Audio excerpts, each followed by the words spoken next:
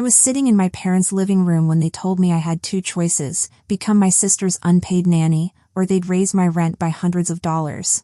No yelling. No drama. Just my mom reading from a printed schedule like she was presenting a business proposal, while my dad stood by the fireplace with his hands clasped behind his back. 4 hours every weekday evening. 2 full weekends a month. Pick up the kids, supervise homework, make dinner, wait until my brother-in-law got home around 7. And if I said no, well, then my $800 rent would suddenly become market rate. They called it helping family. I called it blackmail. The crazy part? I actually sat there for a minute, considering it. Because that's what I'd been trained to do my entire life: adjust, compromise, absorb. Make myself smaller so everyone else could be comfortable. But something was different this time. Maybe it was the way my mom didn't even blink when she threatened me. Maybe it was how my sister Lauren sat there twisting her wedding ring, not even looking at me. Or maybe it was just that I'd finally had enough. I stood up, grabbed my purse, and said I needed time to think. My dad shook his head. "We need an answer today." "You'll have it," I told him. I walked out that door knowing exactly what I was going to do. And it wasn't what they expected. Let me back up a bit, because you need to understand how I ended up here in the first place. 6 years ago, I moved into a small apartment my parents owned in the suburbs of Connecticut. It made sense at the time: affordable rent, close to my job, a quiet space of my own. I was 24, just starting to figure out my career as a financial analyst. $800 a month felt like a gift, and I was grateful. I made that place mine. Found a reading chair at an estate sale and put it by the window. Saved up for a soft rug that made the hardwood floors feel warmer. Hung an antique mirror I found at a weekend market. It wasn't much, but every piece meant something. Every choice was mine. Or so I thought. Growing up, my family looked perfect from the outside. Holiday photos lined up in the hallway. Matching sweaters at Christmas. My mom always insisted tradition mattered more than convenience. But underneath all that staged perfection was a hierarchy nobody talked about. Lauren was the sun. Everyone else just orbited around her. Don't get me wrong, I didn't hate my sister. She wasn't cruel or manipulative. She was just fragile, somehow. The one who always needed more support, more attention, more understanding. When she married Kyle and had 3 kids, Lucy, Finn, and baby Mia, the entire family rearranged itself around her life. And me? I was the capable one. The one who adjusted when things got uncomfortable. The one who swallowed boundaries and called it peace. I remember being 14 when I first realized how this worked. Lauren was supposed to help me study for my math final, but she canceled last minute because she had a date. My mom told me not to make a fuss about it. "Your sister needs this right now," she said. "You're good at math anyway. You'll figure it out." I did figure it out. I always did. And every time I figured something out on my own, it just proved I didn't need help. Which meant the next time, I got even less. If Lauren needed help, I gave it. If my parents needed a favor, I rearranged my schedule. It was easier than dealing with the guilt trips or the disappointed silences. But here's the thing about swallowing too much for too long: eventually something catches in your throat. The weeks before that family meeting, I'd noticed my mom's messages getting more urgent. Little comments about family responsibility dropped into casual conversations. Lauren sounded exhausted every time we talked, her voice stretched thin as she complained about sleepless nights and Kyle's constant work trips. Still, I didn't see it coming. I'd finally gotten to a good place in my life. My job was stable after years of long hours and difficult clients. I wasn't wealthy, but I was independent. On track. And that mattered to me more than anything. So when the email came, subject line family meeting, mandatory, I rolled my eyes and assumed it was another one of my mom's dramatic gatherings. Like the time we spent 45 minutes debating kitchen cabinet colors. I had no idea they were about to leverage everything I'd built against me. The moment I walked into that living room, I knew something was wrong. My dad was pacing by the fireplace, doing that hands behind his back thing he did when delivering bad news. My mom sat on the edge of the couch, spine straight, ankles crossed, lips pressed tight. And Lauren was in the armchair, twisting that wedding ring. "You're late," my mom said the second I walked in. I glanced at my phone. It's 11:58. The meeting was at noon. She waved that off like time bent to her expectations. "Sit," my dad said, gesturing to the love seat. "We need to talk." The silence in that room made my skin prickle. I sat down, purse beside me, waiting. Lauren wouldn't look at me. That was the first real warning sign. My mom took a sharp breath. "Your sister needs help." "I'm drowning, Leah," Lauren whispered. "Kyle's gone so much. The kids, it's just too much." I nodded slowly. "Okay. What kind of help are we talking about?" That's when my dad stepped in with that calm, reasonable voice that always meant he'd already made up his mind. "As a family, we support each other. Your mother and I think the best solution is for you to take on more responsibility with your nieces and nephew." "Responsibility?" I repeated. My mom pulled out a folded piece of paper from the coffee table. She'd actually prepared a schedule. Typed it up. Probably spent an hour making sure the fonts looked professional. "Just until things calmed down," she said, then started reading it like a contract. "Pick up Lucy at 3:15. Pick up Finn at 3:30. Bring them home. Supervise homework. Prepare dinner. Stay until Kyle gets back around 7. Plus 2 full weekends every month." My mouth went dry. "You're asking me to babysit every single day?" "We prefer the term helping family," my dad said, his voice getting harder.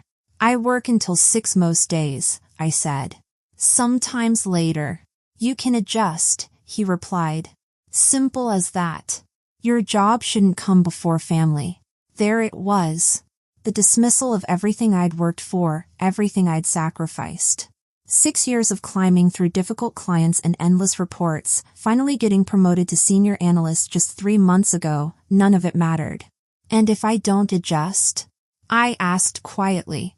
My parents exchanged a look. The kind of look that said they'd rehearsed this.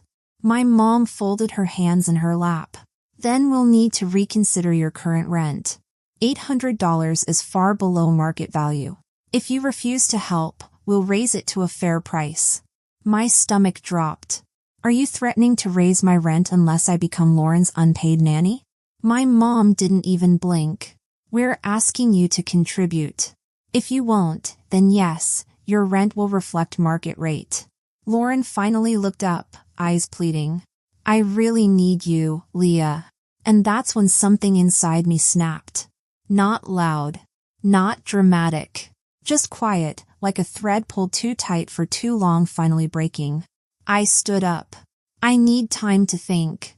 We need an answer today," my father said. "You'll have it." I walked out. The second I got back to my apartment, I closed the door and just stood there, letting the silence wash over me. My parents' voices still echoed in my head, calm, certain, entitled. Like they'd already decided my life for me. For a few minutes, I just stared at my living room. The soft rug. The reading chair by the window. The mirror catching the afternoon light. All the little things I'd chosen carefully, believing they belonged to me. Now I knew the truth. They were leverage. Not stability. Not support.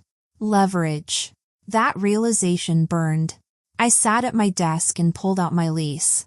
I'd signed it years ago without thinking much about it, trusting my parents wouldn't weaponize it. But as I read through every line, my heartbeat shifted from panic to something slower. Colder. They couldn't raise the rent immediately. They couldn't raise it more than 10% per year. And they were legally required to give 90 days written notice. Every threat they'd made in that living room was a bluff. The anger that hit me wasn't explosive. It was clarifying. Sharp. Controlled. The kind of emotion that makes everything suddenly make sense. I opened my laptop and started searching for apartments. Within hours, a real estate agent sent me listings in my budget. By the next morning, I'd taken 3 vacation days from work and scheduled tours. On Tuesday, I saw a place that was nice but felt wrong. Too close to my parents' neighborhood. On Wednesday morning, I toured another apartment that smelled like cigarette smoke and desperation. But Wednesday afternoon, I found it. A renovated industrial-style apartment 20 minutes away. Exposed brick. Tall windows that let in actual sunlight. A space that felt honest and untouched by expectations. The landlord was an older woman named Margaret who asked me straightforward questions and didn't pry into my personal life. I applied on the spot. By Thursday morning, I was approved. I didn't tell anyone. Not a single word. Thursday night, I started packing. I worked deliberately, room by room. Folding clothes in silence. Wrapping dishes in paper. Labeling boxes with calm handwriting. The apartment slowly transformed into a half-empty shell. The more I packed, the more I felt like I was reclaiming something I hadn't realized I'd lost. I found things I'd forgotten about. A journal from 2 years ago where I'd written about feeling stuck. A birthday card from Lauren that said you're the best sister anyone could ask for right next to a list of favors she needed. Photos from family dinners where I was always standing slightly apart from everyone else. On Friday, I drafted my 60-day notice exactly as the lease required. No emotion. No explanation. Just facts. I printed it, signed it, slid it into an envelope, and sent it by certified mail.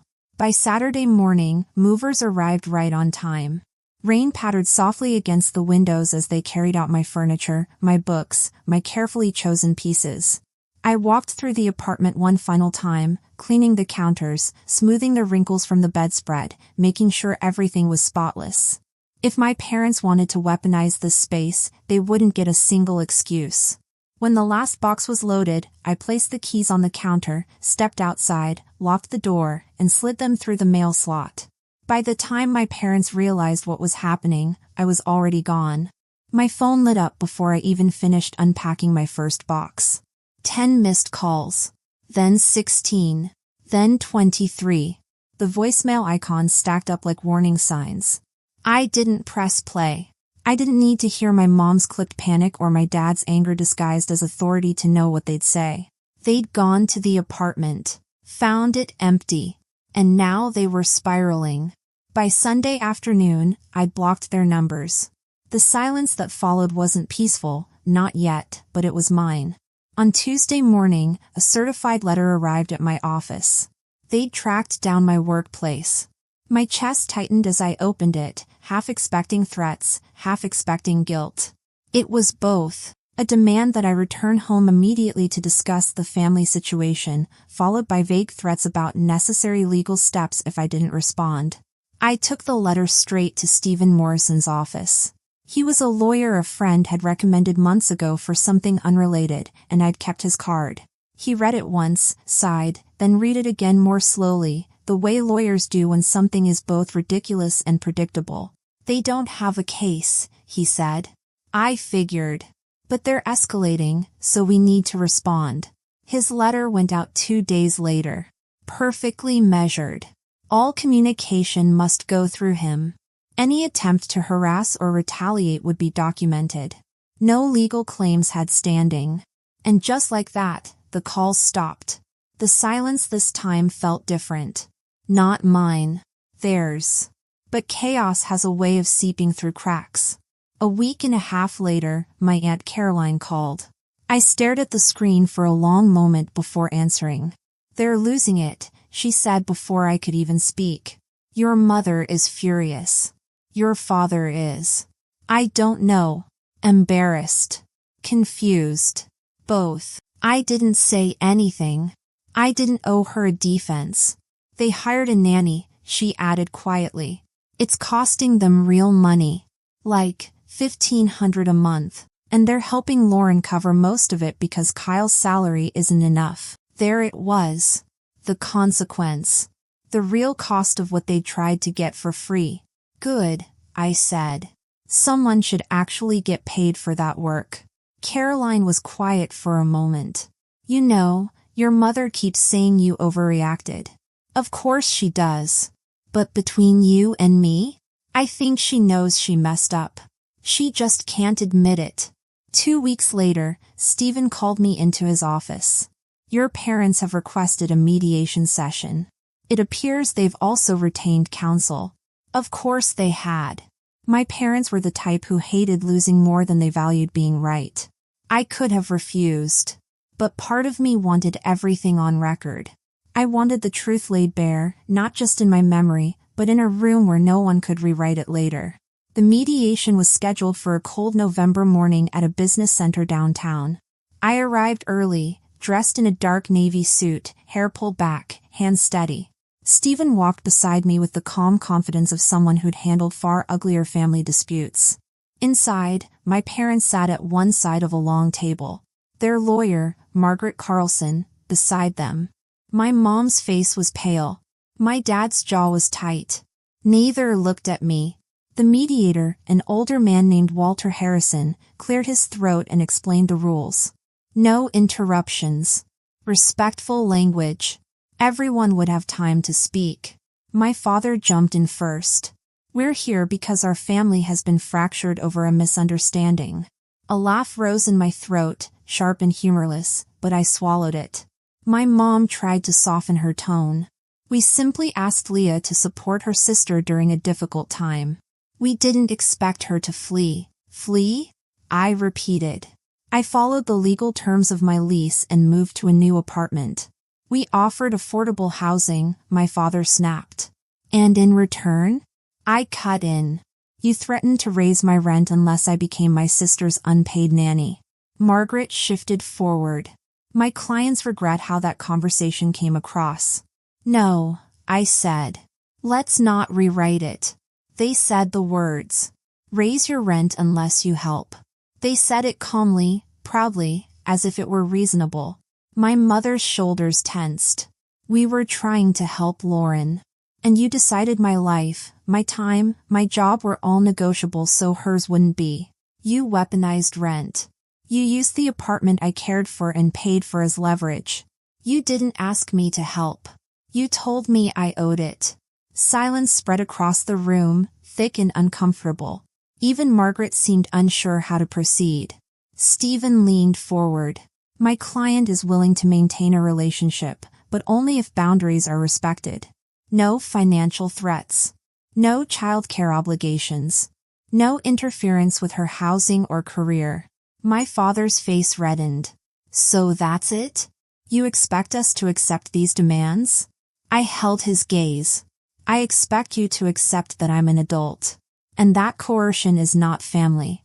My mother's eyes filled with anger and wounded pride. We just wanted you home. This wasn't about home, I said quietly. This was about control. Walter interjected gently. Let's focus on a possible resolution.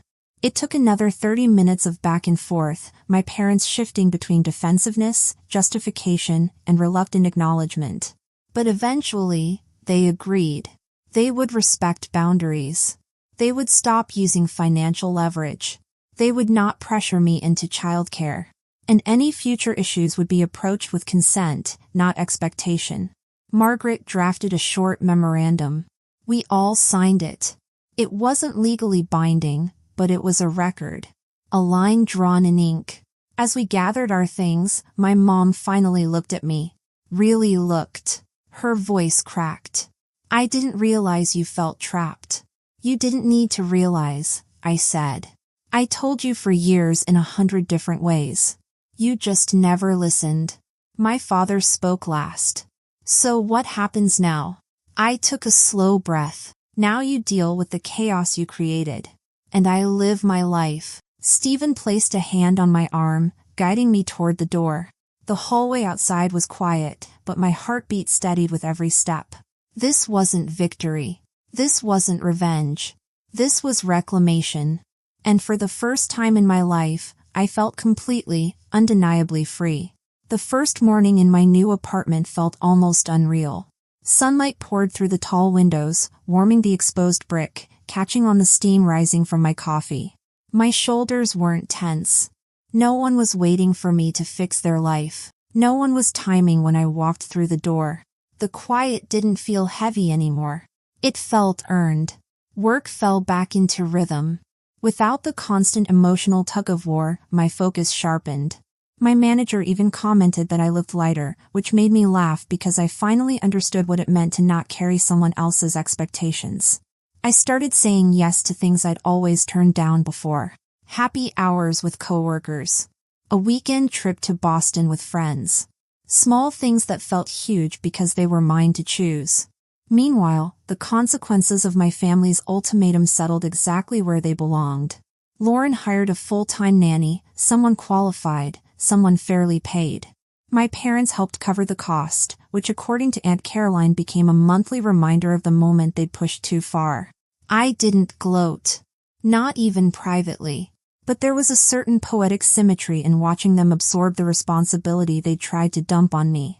When I eventually met Lauren for coffee, the conversation felt human again. No manipulation.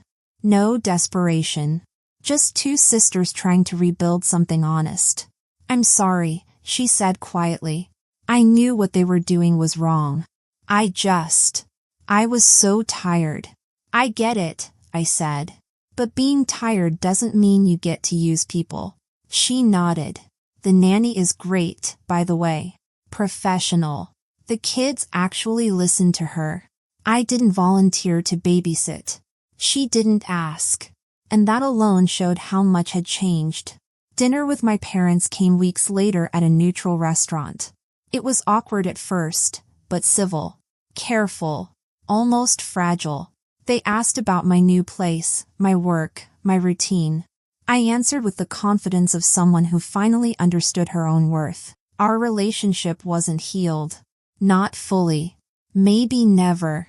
But it was no longer built on obligation. And that was enough. Looking back, disappearing wasn't an act of rebellion. It was an act of survival. Setting boundaries didn't destroy my family, it revealed what was already broken and what could finally be rebuilt. I learned that love without respect is just control dressed up as tradition. And no one deserves to live under that weight. If you've ever felt cornered by the people who were supposed to protect you, know this: choosing yourself isn't selfish.